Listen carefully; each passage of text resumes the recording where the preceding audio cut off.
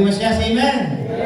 Amen. Kailangan tayo maging masaya sapagkat tayo pinaglilingkod sa Panginoon sa mahal po ito. Amen po ba? Opo, kagaya po ng ating napakinggan po natin mga kanta, opo, tanggapin si Kristo sa puso natin. Opo, kaya sa aming mga bisita, patuloy po ninyo pinunawain yung kalooban ng Diyos sa buhay po natin. Kasi po, nasa atin po yung desisyon. Maniniwala o hindi maniniwala. Tatanggihan o tatanggapin ng Panginoon. Opo, kaya sa bago po ito, patuloy tayo makinig. Nasalita po ng Panginoon, no po? Basta dito lang po tayo, makinig lang po kayo. No po, at ang bisita po natin ay galing pa po ng Hong Kong. Yan, no po? Kasama po natin, no po, Hong Kong Bible Baptist Church po, gusto, no po? At doon po siya, at nagkataon po ay nandito po siya ng bakasyon at atin po siya naninyayaan, no po, para makapasyal po dito po sa ating lugar. So, hindi na po tayo magtatagal, no po? Tawagin na po natin ang ating pong tagapagsalita this morning, Pastor Rusty Noveno. Amen. Thank you po, Pastor. Salamat sa pagtitiwala at pag-share po ng inyong pulpito. At magandang umaga po sa inyong lahat. Ako ito pong Tarlac din. Ako'y pinanak sa Kapas Tarlac. Pero ang magulang ko sa Mabalacat. Pero isa pong privilege na makasama kayo. At hindi na po natin pagtatagalin dahil alam ko kayo ay init na. Hindi sa panahon, ngunit sa salita ng Diyos. Alright, kasama yan. No? So, nagagalak po ang Diyos na tayo ay maglingkod kahit sa anumang sitwasyon. Alright, sometimes hindi po convenient, pero ang paglilingkod po hindi sa convenience natin ipinapakita. Kundi in season or out of season natin paglingkuran ng Diyos. Okay? Meron pong pagpapala pag tayo ay naglingkod ng buong puso. So kung may Bible po kayo, ating buksan sa Job chapter 1. Job chapter 1. Gamitin po natin ang buhay ni Job as an example today para tayo ay ma-challenge lalo. At lalo tayong magpagamit sa Panginoon. Sa mga hindi pa po nakakilala sa Panginoon, I hope and pray, ito po yung araw ng inyong kaligtasan. Tunay nga po ang nais ng Diyos, ang puso ng Diyos sa bawat isa ay makilala ninyo siya. Hindi lamang makilala siya ay maging Diyos at tagapagligtas ng inyong buhay. And I do believe ang church po ito, ang kanilang mission is to spread the gospel at ibahagi po ang magandang balita ng Diyos na aming pinaglilingkuran ay buhay.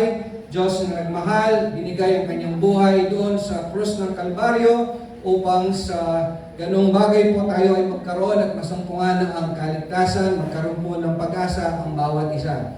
Sapagkat po, kung wala ang Diyos, wala din tayo. Kung wala po ang pagkamatay ng Diyos sa krus ng Kalbaryo, wala pong pag-asa ang tao. Ang nais ng kalaban, kayo po ay hindi maniwala.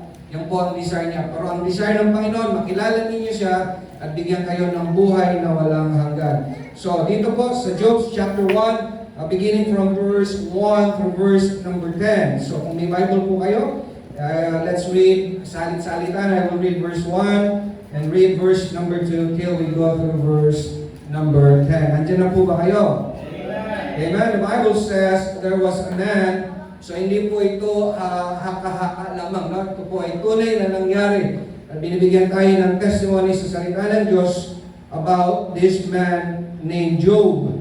And that man was perfect. Kita po natin siya ay matuwid and upright and that, sabi po, and one that fear God and eschewed evil. Verse number 2 po. And there were born unto him 7 sons and 3 daughters. Alright, number 3, his substance, okay, yung pag-aari was also 7,000 sheep and 3,000 camels and 500 yokes of oxen and 500 she-asses, and the Bible says a very great household, so that this man was the greatest of all the men of the East. And his sons went and feasted in their houses, everyone his days, and sent and called for their 3 sisters to eat and drink with them. And verse number 5, the Bible says it was so when the days of their feasting were gone about, tapos na, that Job sent and sanctified them and rose up early in the morning and offered burnt sacrifice according to the number of them all. For Job said, it might be that my sons have sinned and cursed God in their hearts. Therefore thus did Job continually. Verse number 6, please. Now there was a day when the sons of God came to present themselves before the Lord, and Satan came also among them. Verse number 7, and the Lord said unto Satan, notice po, ang Panginoon Diyos mismo ang nagsalita at nagsabi kay Satan in verse number 7, whence camest thou? And then Satan answered the Lord and said, from going to and fro in the earth, and from walking up and down in it. Verse number 8. And the Lord said unto Satan, Hast thou considered my servant Job, that there is none like him in the earth, a perfect and upright man, and one that feareth God, and escheweth evil? Verse number 9, then Satan answered the Lord and said that Job feared God for naught.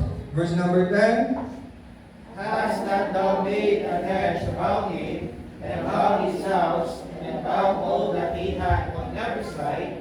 Thou hast blessed the work of his hands, and his substance is increased in the land. Alright, let us pray. Heavenly Father, marami pong salamat sa pagkakataon na binigay mo sa amin upang ikaw ay paglingkuran sa isip, sa salita at sa gawa, sa katotohanan at sa aming pagsamba, Panginoon. Tulungan po kami na aming buksan ang aming isipan, bigyan mo po kami ng wisdom. Enlighten us, O God, sa pamamagitan po ng iyong salita. Patawarin sa aming mga pagkakulang, pagkamali. Alam po namin, hindi kami nararapat lumapit. Ngunit sa grasya mo, Panginoon, sa inyong habag, kami po ay nabigyan ng pagkakataon. So umaga pong ito, nawa, mangusap ka sa bawat isa. Lord, na-challenge mo po ang bawat puso, panglalo pa po kaming mapalapit sa inyo. Makita po ang biyaya, pagpapala na patuloy mong ibinibigay sa amin. Makita po ang katapatan mo sa salita na ibibigay mo sa amin. Salamat po sa buhay ni Job na magiging example, maging hamon sa mga mananampalataya at maging sa mga visitors. I pray na ikaw po ang gumawa, gumalaw sa kanilang mga puso na tunay nga ikaw po ay may purpose sa kanilang buhay. Lord, I pray na ma-realize po nila na ang buhay ay maiksi at itong araw po ito ay isang preparasyon upang makilala at makita po nila na may Diyos na nagmahal, Diyos na tapat at umiibig sa kanila. So sana po, Panginoon, ikaw po ang kumilos sa pamagitan ng banal na Espiritu. Tulungan po kami, linisin mo po ang inyong mensahero, and I know I'm not worthy to stand behind this pulpit, but I just pray for your cleansing, O God, and for your anointing. Bless us now, but I pray for your will be done. For this, I pray in Jesus' name. Amen. Alright, yun po na po tayo lahat. Maraming salamat sa inyong oras. Sa umaga pong ito, ating titignan kung paano ang isang anak ng Diyos ay tunay na pinagpala. Okay, may pagpapala po sa mga anak ng Diyos. Alright, kung ikaw ay anak ng Diyos, tunay nga ikaw ay pinagpala. Okay, ang pagpapala po kasi ng Diyos, ang blessing ng Panginoon, hindi lang po ito sa material. Okay, kasi ang tao, pag sinabi nilang blessing, ang tinitignan po nila pera, material. Pero yung nandito lang po tayo ay humihinga, tayo ay nakakarinig po ng salita ng Diyos, tayo po ay narito upang makita po natin yung pagpapala ng Diyos, ito po ay isang blessing na. Okay, blessing dahil alam po ng Diyos that today, meron po siyang pwedeng gawin sa inyo at pwede po kayong magkaroon ng pag-asa. Dito po natin makikita kung paano pinakita ng Diyos sa pamamagitan ng buhay ni Job that in spite of those things that happened sa buhay niya, alam po naman natin ang buhay hindi po madali. Amen? Hindi po madali ang buhay. Masarap sana kung walang problema. Tama ho ba? Okay po sana kung ang tao nabubuhay ng walang problema. Pero ang problema po ay kasama na yan sa buhay. Kaya sabi ng Diyos, tayo ay ni Job, na ang tao ay nabuhay, pinanganak, kasama yung problema. Bakit po? Dahil yan po ay sa kasalanan. Okay, from the Garden of Eden, alam po naman natin that the Lord God, He created Adam and Eve. And they are created perfect. But because they were deceived by Satan, naniwala po sila sa deception ng ating kalaban, kaya nga po pumasok ang kasalanan. Kaya nga po ngayon may paghihirap. Kaya nga po today may kamatayan. Kaya nga po today may mga sakit. It is all because yan po ay nanggaling doon sa unang nangyari doon sa Garden of Eden. At dito rin po pinapakita na ang tao ay may kalaban. Ang kalaban po natin hindi yung kapitbahay. Ang kalaban po ninyo yung hindi yung ayaw nyo. Ang kalaban natin hindi po flesh, but spiritual. Yan po ay si Satan. So this morning, pinakita po dito kung paano na ang tao haharap siya ng hamon. Okay, there are some challenges sa buhay natin na minsan napakabigat. Pero dito po pinakita ng Diyos na those things na mangyayari sa ating buhay, hindi po kayo nag-iisa. Meron pong Diyos na antabay sa atin.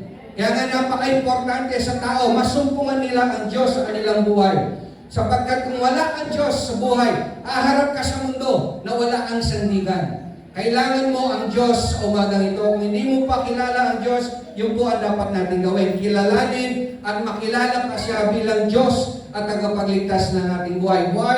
Because through this story, nakita natin, kung walang Diyos si Job, wala pong kakayahan na harapin ni Job yung pagsubok na dumating sa kanya. I do believe wala na pong pwedeng gawing example. Kung titingnan natin yung sinasabi nating hirap, wala na pong ibang tao na nakaranas ng hirap, sobrang hirap, kundi si Job. So in this morning, let us look at kung paano pinakita ng Diyos, paano pinotektahan ng Panginoon si Job. So if you're going to look at verse number 10, tingnan po natin yung verse number 10, sabi po ni Satan sa Diyos, "Hast thou not made an hedge?" So this morning, gusto ko pong i-zoom in natin. Atin tingnan yung word na hedge. Kung titingnan po natin yung word na hedge in verse number 10, sabi ni Satan, "You put an hedge about him." Itong hedge na to sa Tagalog, isang harang. Pwede po natin sabihin isang bakod. Sabi ni Satan, dahil binakuran mo si Job, kaya nga siya ay naglilingkod sa iyo. So what Satan was saying, dahil sa pag-aalaga mo, dahil sa protection mo, sabi ni Satan, I do believe kaya siya naglilingkod sa iyo. So this morning, hamunin po natin ang ating sarili. Kayo ba ay maglilingkod dahil may pagpapala lamang sa inyong buhay?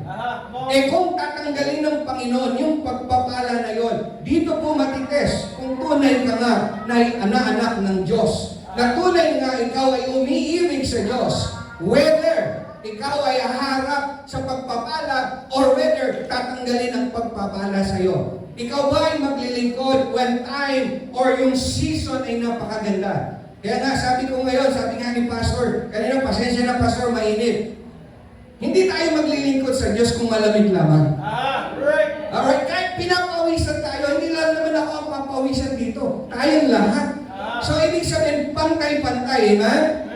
So, ganun din po ang gagawin ng Panginoon sa umaga ito. Sabi ni Satan, notice, "Hast thou not made an hedge?" Do you know the word hedge? Minsan lang po ito na gamit sa salita ng Diyos. Okay? Kung ating i-examine, only once in the entire Bible, nagamit yung word hedge. Alright? At sino ang nakamasid? Sino ang nakakita nung hedge na to? Si Satan. So what we are showing here is that, sabi ni Satan sa Panginoong Diyos, si Job ay naglilingkod dahil binakuran mo siya, pinotektahan mo siya, hindi lang siya. Sabi niya, and about his house, maging ang kanyang pamilya. Sabi ni Satan na this head was so thick, and this hedge na napakatibay, na walang kakayahan si Satan na pumasok. Alright, may mga bakod kung minsan hindi matibay. Pwede mo yan gibahin. Pero yung hedge na binigay ng Diyos, yung protection na binigay ng Diyos kay Job, walang sino man ang pwedeng sumira. Walang gap na pwedeng pumasok ang kalaban. Bakit? Doon po pinapakita ng Diyos na pag ang Diyos ay pinotektahan ka, wala ka pong pwedeng sabihin na kulang ang Diyos. Sapat palagi ang Diyos pag siya ay nagbigay ng proteksyon sa atin. Bagamat, sa nakita ni Satan, siya ay nagalit. He was envied. Notice, sabi niya, "Thou hast blessed the work of his hand." Tunay nga po, ang Diyos, ibibless niya ang ating bawat gagawin. Ibibless po ng Diyos ang ating pagpapagal. Ibibless po ng Panginoon ang ating buhay. Notice, not only that, and His substance is increased in the land. So when Satan saw this, siya po ay nainggit. Alam naman natin, ang kalaban, palagi yan nainggit sa atin.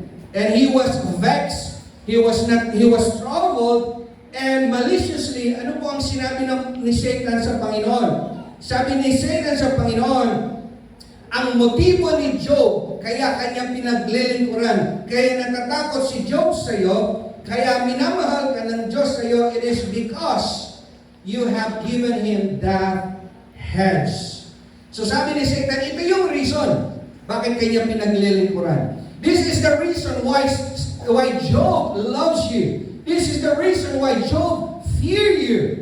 So ito yung hamon ni Satan sa Panginoon. He was so cunning. Very deceptive po ang ating kalaban. So there are several things that I want to show you this morning ayon dito sa mensahe ngayong umaga. And I hope ito po ay magiging challenge sa atin. Amen. Ang kalaban po natin, there are several things na gusto niyang gawin. Number one, yung kanyang tinatawag nating devilish obsession. Alam niyo ho ba, may pagkahumaling ang kalaban sa inyo. Nung hindi ka ligtas, walang pakialam ang kalaban. Dahil sa kanya ka eh. Pero tinanggap mo ang Panginoon, ikaw ay anak ng Diyos. At meron po siyang makademonyong pagkakahumaling. Hindi maganda yung pagkakahumaling. Yung sinabing obsession, you are obsessed of something. You love that something or someone or a person. But this time, yung devilish obsession, yung pagkahumaling niya sa atin, hindi po maganda. Tandaan po natin, walang magandang hangad ang kalaban sa inyong buhay. Kaya nga po, ang gusto ng kalaban, sirain tayo. Gusto ng kalaban, ilayo tayo sa Panginoon. Pero ang gusto ng Panginoon, ilapit ka sa Kanya. Ang gusto ng Panginoon, makilala ko pa siya ng lubusan. Ito po yung ninanais ng Diyos sa atin. So notice yung kanyang obsession. Tandaan po natin, si Satan, wala pa po siya sa impyerno today. Hindi siya nakakulong doon. Satan, in verse number 7, tingnan natin, nasaan si Satan? In verse number 7, and the Lord said unto Satan, saan ka galing? Tingnan nyo. The Lord said unto Satan, tinanong ng Panginoon Diyos, saan ka galing? And Satan answered, ano ang sagot niya? From going to and fro. Pabalik-balik. Alright, going to and fro, where? In the earth. Sabi po niya, in the earth, and from walking up and down. Tandaan po natin, ang kalaban, hindi po yan nagpapahinga. Kaya nga yung Kristiyano, huwag magpahinga. Tama ho ba? Yung may Diyos sa buhay, yung mga nananalig sa Diyos, hindi po tayo pwedeng magpahinga sapagkat ang kalaban, hindi nagpapahinga. Bakit po? Meron siyang pagkahumaling sa'yo. The moment tinanggap mo ang Panginoon, markado ka ng kalaban. Kaya nga po, nung tinanggap natin ang Diyos, lalong tumindi yung pagsubok, lalong tumindi yung temptation ng kalaban. Kaya nga nakakalungkot sa mga Kristiyano na they somehow slow down. Hindi po dapat. We have to run because there is a race that is set before us. When there is a race, kung alam mo na may race, ang goal mo is mauna. Ang goal mo is matapos mo yung race. But you know what, Satan, ang goal niya is stop ka niya. Kaya nga, kayo ay dapat magulantang, kayo ay dapat mag-worry when you see your life slowing down. Bakit po? Hindi gusto ng Panginoon na mag-slow down ka. Ang gusto ng Panginoon, maging faithful ka. Amen. Are you listening? Amen. Kung hindi ka faithful, hindi po yan nais ng Diyos. Sino ang may nais niyan? Sino po ang may nais niyan? Pwede ho ba tayong sumunod? Sino ang may nais na tayo ay mag-slow down sa pananamit? Si Satan po. So do you recognize na hindi nais ng Diyos na ikaw ay manlamig sa paglilingkod? So kung may panlalamig sa inyong paglilingkod, tuwang-tuwa ang inyong kalaban. Bakit? Yan po ang kanyang obsession sa inyo. Hindi siya hihinto hanggat hindi siya nananalo. At sad to say, inaalaw natin manalo ang kalaban. Amen ho? Kaya sabi sa 1 Peter chapter 5 verse number 8, ano po ang sabi ng Bible? Be sober. Mapagmasid tayo dapat. Why? We have to be on guard. Kailangan tayong magmasid. Kailangan tayong maging aware. Bakit ho? Bakit ang anak ng Diyos ay dapat maging aware? Kung ikaw ay anak ng Diyos, ito yung dapat mong intindihin at ipasok sa inyong isipan sapagkat the devil. Alright, again, Satan is coming to and fro, walking about in this earth. Bakit? Gusto kanyang pigilan. Yan po ang desire niya. Sabi niya, as the roaring lion, walking about, seeking whom he may devour. Gusto kang sirain ng Diyos, ng kalaban. Gusto kong sirain ng ating kalaban. Why? Because the devil is busy searching for people to destroy. And might be, today, ikaw yung target ng kalaban.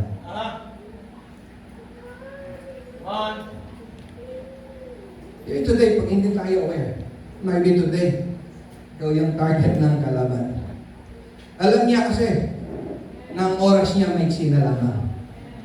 Alam niyo ba, darating ang araw, oras, na darating ang Diyos, at alam din yan ng ating kalaban.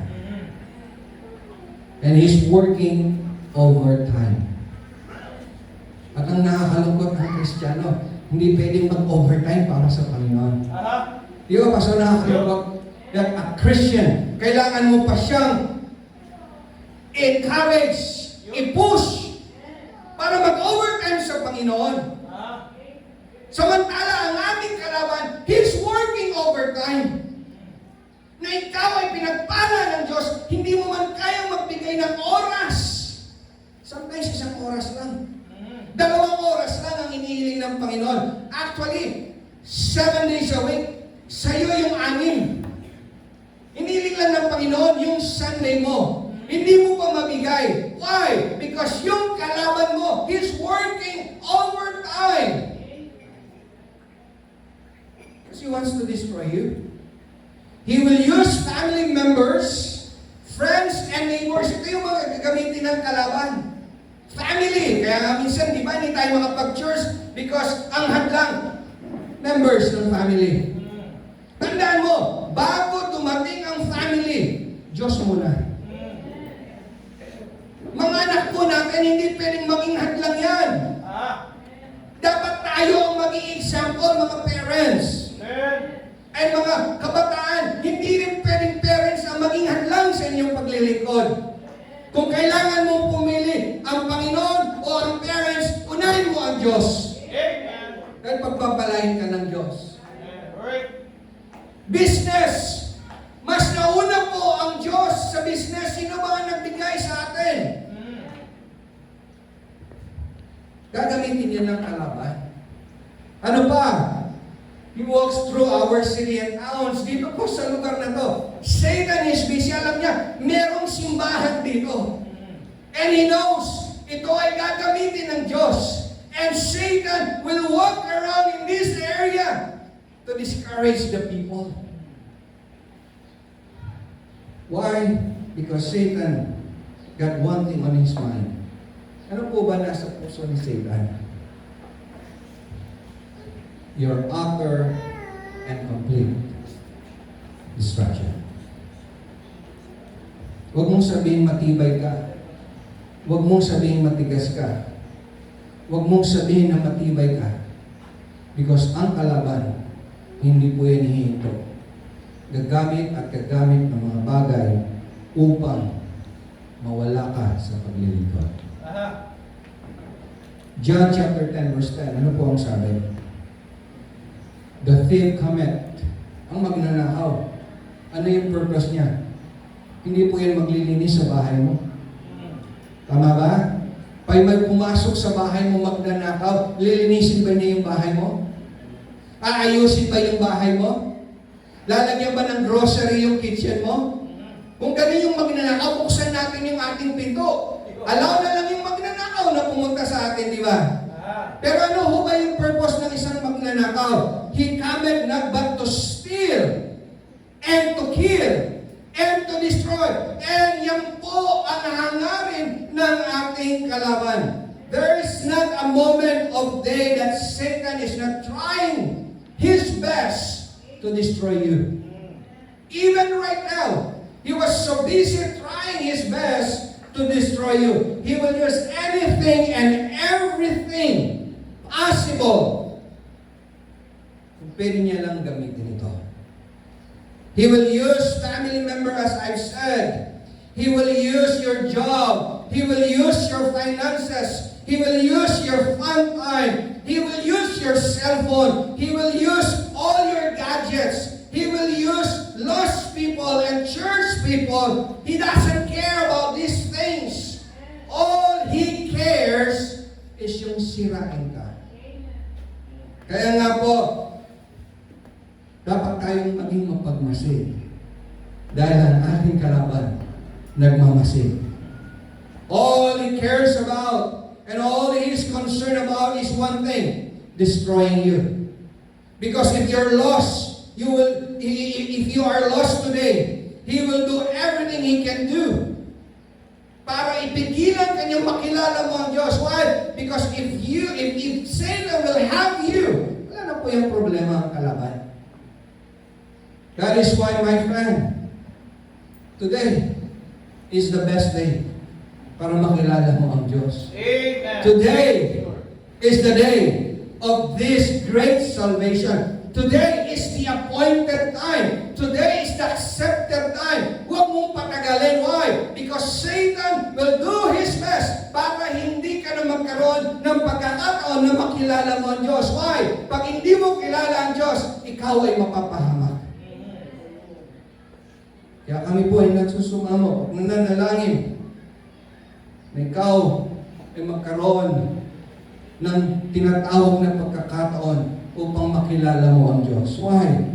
Because 24/7, non-stop po ang ating kalaban.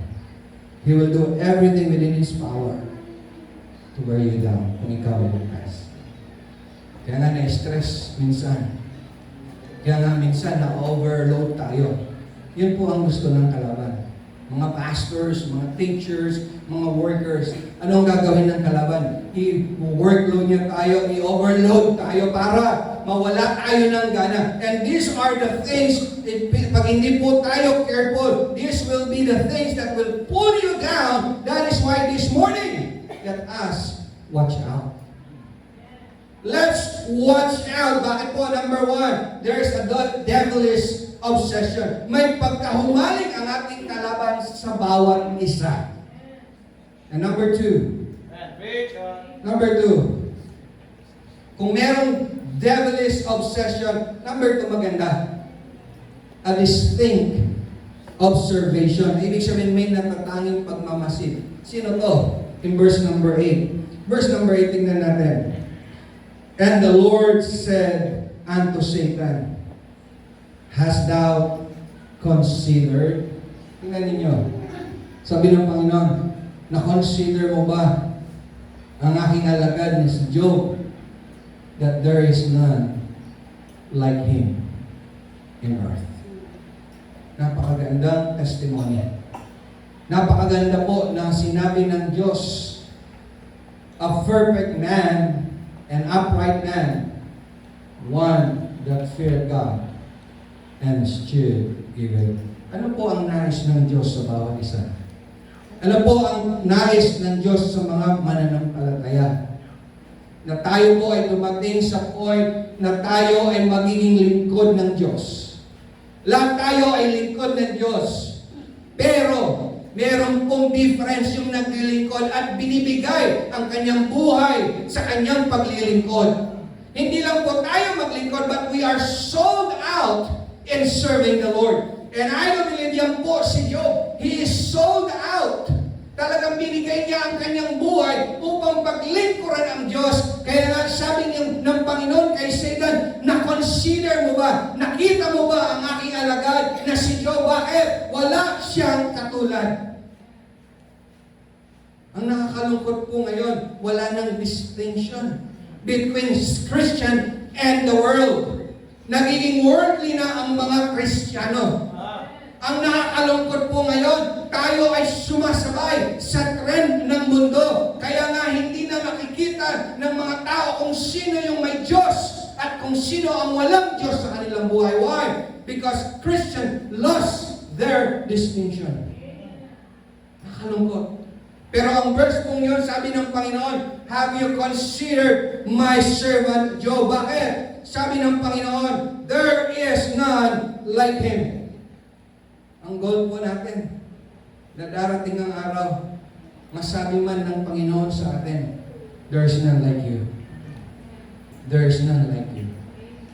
Bakit? Dahil ikaw ay nabuhay ng buhay na may paglilingkod, buhay na may takot, buhay na may pagmamahal sa Diyos. Tingnan nyo, perfect, matured, upright man, may katuwiran.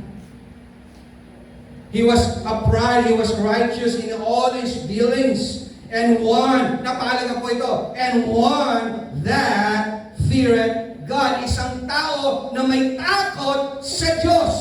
Ibig sabihin po, walang ibang ginagawa si Job, kundi i-prioritize at gawin ang will ng Diyos sa kanyang buhay. Ang tanong ko mga Kristiyano, ang tanong ko ngayon mga believers and Christians, ano yung priority mo sa buhay? What is your main priority in your life? The problem is that God is our last resort. Hindi ang priority natin ang Diyos. Sa buhay mo, let's say, sa work mo, are you prioritizing God? Na na-recognize mo, okay Lord, ikaw po ang nagbigay ng aking trabaho and I know pwede mo itong tanggalin. Pero dahil ito ay binigay mo sa akin, ikaw pa rin ang number one. Ikaw pa rin ang priority ko sa aking buhay. Yung success mo, sino nagbigay ng sa success mo? Ang Panginoon po. Pero if you will put yourself in your success and allow that success to become your God, pwede pong tanggalin ng Panginoon yan. Pero tingnan niyo si Job. Sabi ng Panginoon, one that feareth God, and there is none like him. So that is number 2, a distinct observation. Dapat tayong pagmamasid ng Diyos. What do we see there? Letter A. Meron po tayong tinatawag na may kagalakan na pagmamasid. Kasiyahang pagmamasid ng Diyos. Why? Paano po natin masasabi na may kasiyahan? Because God was bragging. Imagine mo, pagmamalaki ka ng Diyos, pagmamayabang ka ng Diyos sa ating kalaban. Ang nakakalungkot kung tayo ngayon ay haharap sa Diyos at ang ating kalaban ay haharap din. Pwede ho ba tayong ipagmalaki ng Diyos dahil tayo ay nabuhay ng may tinatawag doon sa verse 8, tayo ay servant ng Panginoon. Ano pa? That there's none like us, that not only that we are perfect and upright, a one that feared God. Pwede ko bang sabihin ng Diyos yan sa atin? Baka sabihin ng Diyos, tignan mo itong anak ko. Tamad. Walang pakialam. Pupunta lang pag may kailangan.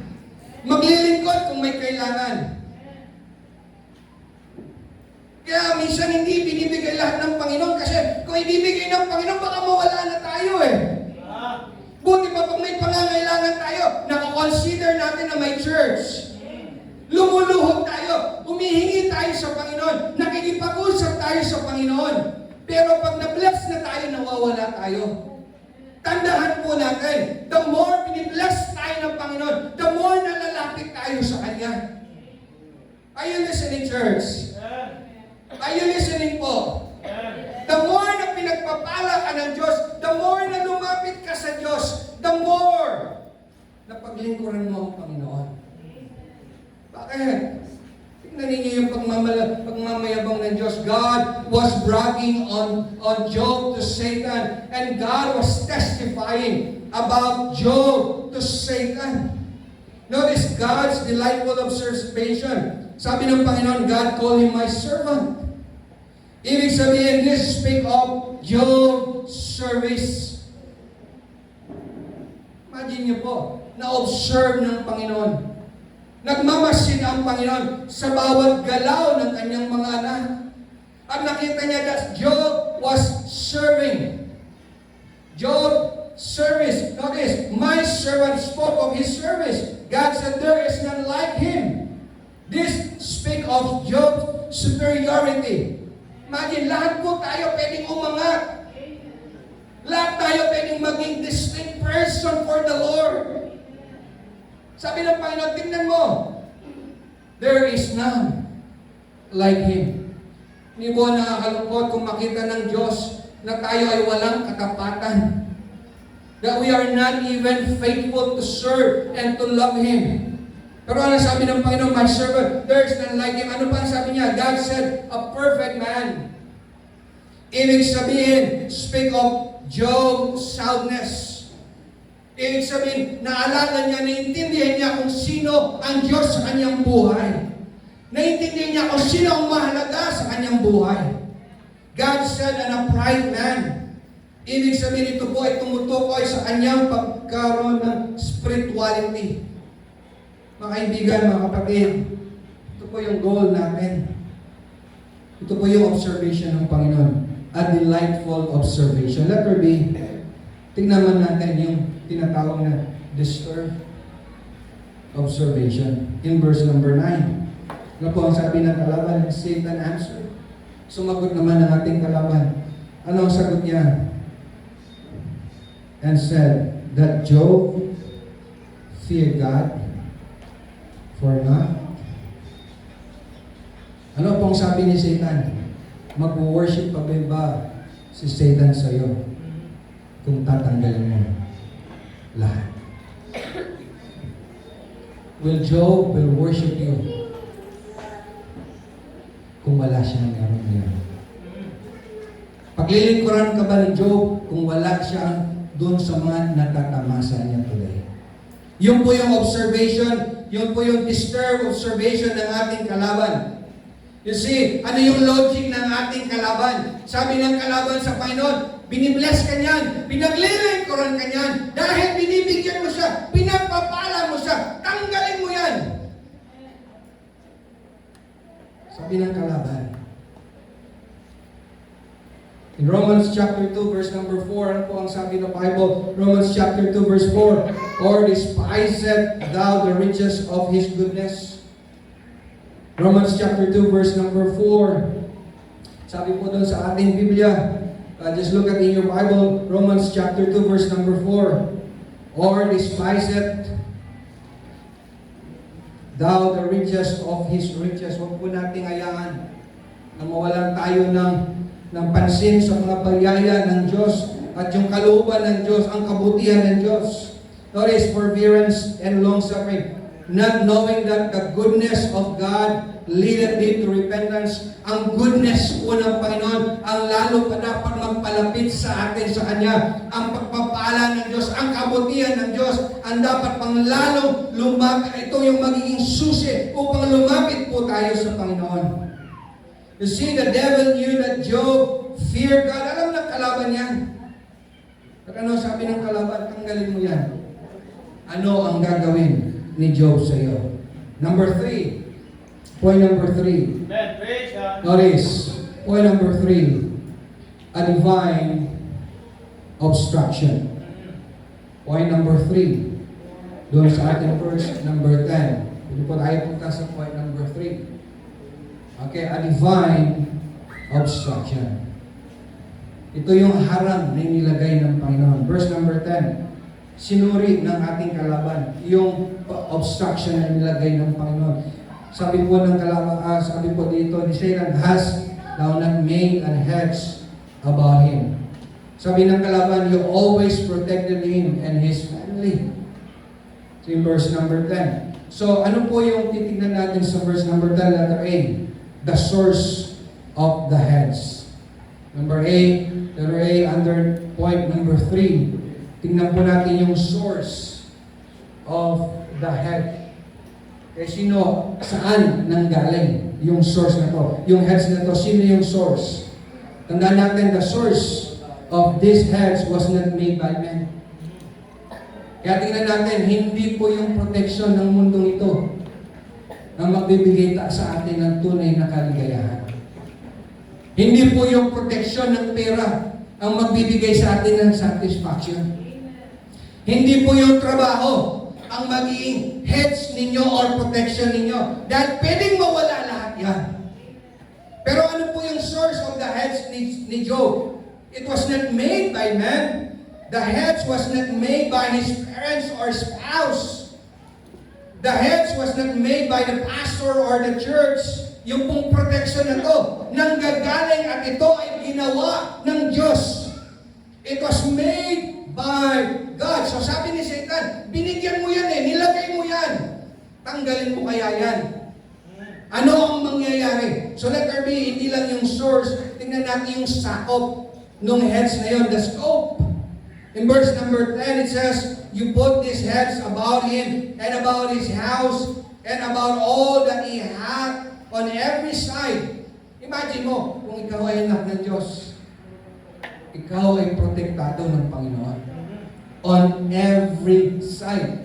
Kaya nga kung sinasabi mong ikaw ay hindi pinagpala ng Diyos, tingnan mo, no? Tingnan mo sa verse number 10, that the Lord had done something in our lives na walang pwedeng ibigay ang mundong ito. Notice, sabi ni Satan, hindi lang yung kanyang may bahay, yung kanyang bahay, hindi lang kanyang pamilya, but on every side. Yan po yung source ng heads ng Panginoon kay Job. This is a very amazing verse. Satan knew that God had put an heads around about Job and his family. And Satan knew that it was God's heads of protection that allowed Job to bless and be successful. So sabi ni Satan, dahil sa mga ginawa mo, kaya ka nga pinaglilingkuran ni Job, kaya nga siya ay naging successful. Yan po yung hamon ng kalaban. Letter C, the success of these heads. Satan admitted, ano yung sinabi ni Satan? Satan admitted something vital in this passage. Satan acknowledged that he could do nothing to Job as long the heads was there. Ano pong ibig sabihin nito? Kung ikaw ay anak ng Diyos, kung ikaw ay anak ng Diyos, wala pong pwedeng mangyari sa buhay mo kung walang pahintulot ng Panginoon. Sa lahat po ng nangyari sa ating buhay, alam po ng Panginoon yan. And God has His permission dahil may purpose po ang Panginoon sa inyo. Kaya huwag tayong matakot sa hamon ng buhay. Amen. Huwag po tayong matakot sa pagsubok na dumarating sa atin. Dapat lalo pa tayong mapalapit sa Diyos dahil dito sa verse na ito pinakita at pinatunayan that nothing will happen in our lives without God's permission. Amen. Kaya lalo natin mahalin ang Diyos with all Satan experience and all his tactics. Wala pong kakayahan ang kalaban na pumasok. Kaya nga po, ang mensahe nito, titignan natin in closing. Dahil sa hamon ni Satan, ano po ang ginawa ng Panginoon? There are several things in closing. 3 bagay na ginawa ng Diyos upang makita kung tunay nga na si Job ay tunay na nananalig sa Diyos. And these 3 things may happen to you today. Kaya maging handa po tayo kung ialaw ng Panginoon yung nangyari kay Job at kung ito ay mangyayari sa atin. Ano yun? Number one, inalaw ng Panginoon in this chapter to God to lift up that heads. Anong ginawa ng Panginoon? Sabi na ni Satan, sige nga Lord, tanggalin mo, tignan natin kung anong mangyayari. Number one, letter A, to prove Job's faithfulness. Upang masubukan yung katapatan ni Job. Satan told God, ano ang sabi ng kalaban sa Diyos? Tanggalin mo yan at ikaw ay i-curse ni Job face to face.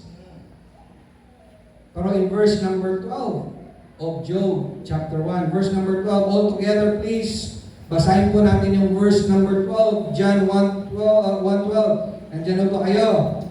Okay, verse number 12, all together please. And the Lord said unto Satan, behold, all that he hath is in thine power. Only upon himself put not forth thine hand.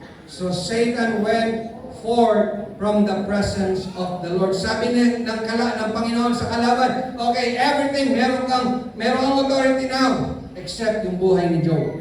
In verse